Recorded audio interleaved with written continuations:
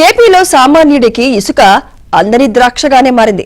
కొందరు స్వలాభం కోసం అందిన కాడికి నదులు, ఏర్లు, వాగులలో ఉన్న ఇసుకను తోడేస్తున్నారు. ఇసుకను అక్రమ రవాణా చేస్తూ జేబులు నింపుకుంటున్నారు. దీంతో పేద మధ్యతరగతి వారు ఇంటి నిర్మాణానికి ఒక లారీ ఇసుకను కొనాలంటే 50,000 నుంచి 60,000 వరకు వెచ్చించాల్సిన దుస్థితి నెలకొంది.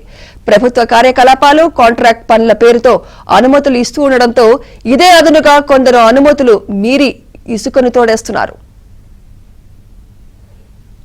ఈ నేపథ్యంలో ఖమ్మం జిల్లా వైరా మండలంలో దీంతో ఇసుక మాఫియా ఆగడాలకు హద్దు అదుపు లేకుండా పోయింది.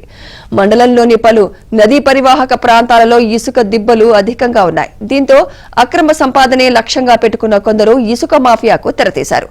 విషయం తెలిసినా పలు శాఖల అధికారులు చోద్యం చూస్తున్నారంటూ విమర్శలు వెలువెత్తుతున్నాయి.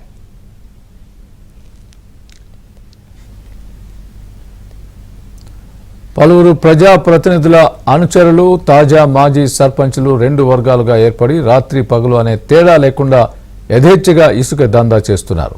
వ్యాపారుల వద్ద నుంచి ట్రాక్టర్కు సుమారు 200 రూపాయల చొప్పున కమిషన్లు వసూలు చేస్తున్నారు.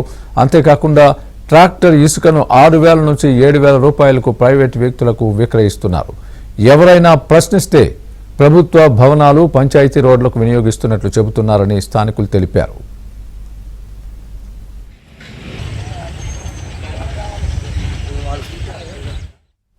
ఇసుకను తోడుకోవాలంటే ముందుగా తహసీల్దార్ పేరు మీద 1,000 రూపాయల డీడీని తీసి వారి నుంచి అనుమతి పొందాలి.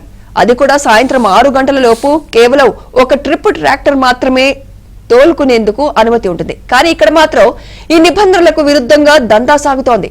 సామాన్యుడికి ఇసుక కావాలంటే పలు రకాల అనుమతులు అడిగి కళ్లం వేసే అధికారులు పదుల సంఖ్యలో ట్రాక్టర్లు ఇసుకను అక్రమంగా తరలిస్తుంటే అధికారులు నిమ్మకు నీరెత్తినట్లు వ్యవహరించడం ఏమిటిని స్థానికులు ఆగ్రహం వ్యక్తం చేస్తున్నారు. ఇప్పటికైనా అధికారులు స్పందించి తగు చర్యలు తీసుకోవాలని ప్రజలు కోరుతున్నారు.